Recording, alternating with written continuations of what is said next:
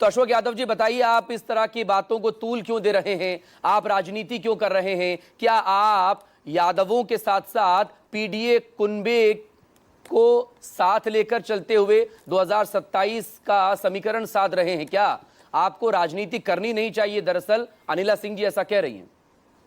देखिए मकसूद भाई, सबसे पहली बात है कि कबीरदास जी ने साधुओं के बारे में उनकी विशेषता बतलाने के लिए एक दोहा लिखा था कि जात ने पूछो साधु की, पूछ लीजिए ज्ञान, अब मोल करो तलवार की, पड़े रहन दो म्यान।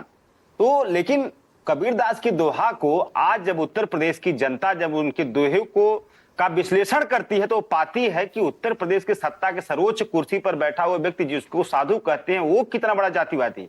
आप देखिए, जब अखिलेश यादव जी मुख्यमंत्री आवास छोड़ते हैं, उनके आवास को किस लिए गंगा जल से धुलवाया गया? सिर्फ इसलिए धुलवाया गया कि वो पीडीए से आते हैं, वो यादव समाज से आते हैं। अभी कह रहे हैं भारतीय जनता पार्टी के प्रवक्ता कि हम लोग सब धर्म एक है, हिंदू समाज एक है। लेकिन क्या अखिलेश यादव जी हिंदू नहीं थे? क्या अखिलेश यादव जी भी हिंदू थे? इटावा में जाते हैं जिस मंदिर में, उस मंदिर को भाजपाइयों द्वारा धुला जाता है। आप ये बताइए, जब सत्ता के शीर्ष पर बैठा हुआ व्यक्ति या सत्ता जब खुद जातिवाद को प्रमोट करती है, इस तरह की चीजों को आमंत्रण देती है, तब आप क्या कहेंगे? तब उसकी जनता या उसके फॉलोअर लोग अगर इस तरह की चीजें करते हैं तो पार्टी और वो सत्ता कैसे उनके खिलाफ खड़ी हो जाएगी? ऐसे लोगों को खाद पानी कहां से मिल रही है? आप देखिए 2017 के बाद से अब तक अनवरत रूप से आप अगर विश्लेषण करेंगे मकसूद जी, तो हर महीने कम से कम दर्जन भर घटनाएं ऐसी होती हैं जब किसी दलित समाज के घोड़ी चढ़ने पर विवाद हो जाता है, उनको मारपीट दिया जाता है, तमाम ऐसे जाति के आधार पर उत्पीड़न किए जाते हैं। सवाल यह है कि जब भारतीय जनता पार्टी जब चुनाव आता है तो कहती धर्म की बात करो, सनातन की बात करो, राष्ट्रवाद की बात करो, लेकिन जब वो पार्टी सत्ता में आ जाती है तो जात की बात करने लगती है। फिर जात के आधार पर उत्पीड़न होने लगता है, जात के आधार पर नौकरियां छीनी जाती है, जात के आधार पर सब कुछ होने लगता है। तो चुनाव तक सिर्फ पीडीए हिंदू रहता है, चुनाव के बाद पीडीए क्या हो जाता है?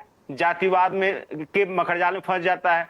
तो मुझे लगता है कि सरकार की अगर नीयत साफ रहती, अगर मंशा साफ रहती, तो इस तरह की सरकार कार्रवाई कर तो रही है। सरकार ने तो कार्रवाई कर ली यादव जी, आरोपी गिरफ्तार हो चुके हैं। बिल्कुल, देखिए कार्रवाई कई तरह से होती है। एक कार्रवाई होती है दिखावे की कार्रवाई, यहाँ भाई हमने गिरफ्तारी कर लिया, हमने उनको जेल में डाल दिया। लेकिन कार्रवाई अगर असल में हो जाती तो क्या इस तरह की घटनाएं लगातार होती रहती? अभी 22 तारीख को एटा में घटना हुई है मकसूद जी, दलित समाज की बारात के ऊपर हमला किया गया। तो इस तरह की चीजें अगर हो रही हैं तो कार्रवाई का क्या मतलब है? कार्रवाई दिखावे के लिए की जा रही है।